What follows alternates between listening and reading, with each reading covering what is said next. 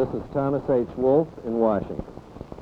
An atmosphere of calm determination prevails today throughout the United States and reportedly throughout all the nations of the Western Hemisphere as the United States begins to make effective a quarantine to prevent the delivery to Cuba of any further offensive military equipment from the Soviet Union.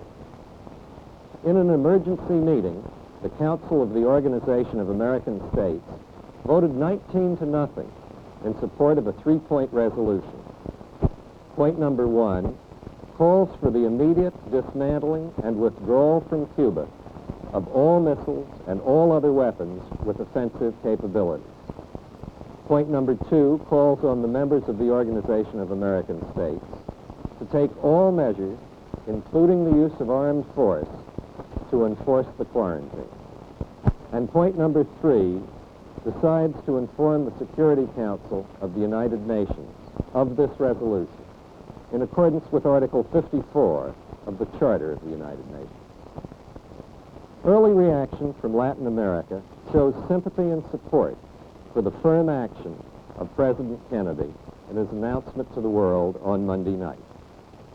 Typical of this reaction is an editorial in the Journal of Commerce of Brazil.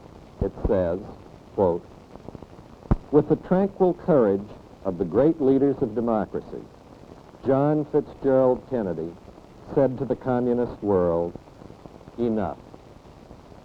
In his speech Monday night, Mr. Kennedy clearly spelled out that the United States action was being taken because, as the President phrased it, of, quote, "unmistakable evidence," unquote, that a series of offensive missile sites is now in preparation in Cuba.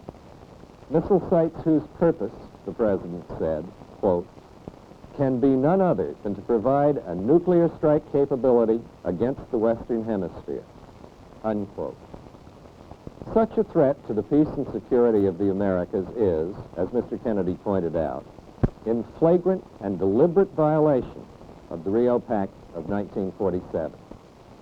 Article 6 of that pact, signed by all of the American republics, including Cuba, states that if the integrity of the territory of any American state should be affected by an aggression which is not an armed attack, the organ of consultation shall immediately meet in order to agree on measures which must be taken for the maintenance of peace and security of the continent.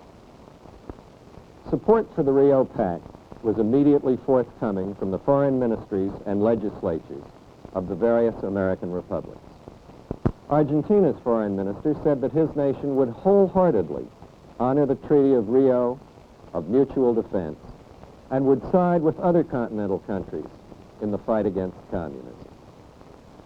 It is this fight against the establishment of communist offensive bases in the Western Hemisphere which is at the heart of the United States decision. Mr. Kennedy pointed out that it was Cuba and the Soviet Union who were responsible for the bellicose buildup, and he underlined the fact that the United States wants peace, not war. But he reminded the world that, quote, "the 1930s taught us a clear lesson. Aggressive conduct, if allowed to go unchecked and unchallenged, ultimately leads to war," unquote. Mr. Kennedy emphasized that aggressive actions by the Soviet Union had tremendously increased the threat of war which, of necessity, would lay open all the world to nuclear destruction. And he pointed out that the Soviet government had explicitly and falsely denied these actions. The United States Department of Defense, in proof of the aggressive buildup, showed correspondents photographs of intermediate-range missile sites in Cuba. Officials state that the U.S. knows of 24 Soviet rocket bases in Cuba, with rockets pointed toward the United States and other American republics. Rockets whose range may be as far north as Hudson's Bay in northern Canada and as far south as Lima, Peru. A range, in short, covering almost every American republic. But the United States wants a peaceful solution was emphasized by President Kennedy's direct appeal to Chairman Khrushchev, stating willingness to present the United States proposals for peace, quote, at any time and in any forum, unquote. It is apparent that the American president's action was a calm and deliberate one. It is equally clear that it was not aimed against the people of Cuba, with whom the people of the United States have lived in friendship for over half a century. Indeed, on the contrary, it is evident that the United States wishes for the Cuban people nothing more than the right to achieve the goals of their revolution, goals which Premier Castro has so undeniably subverted.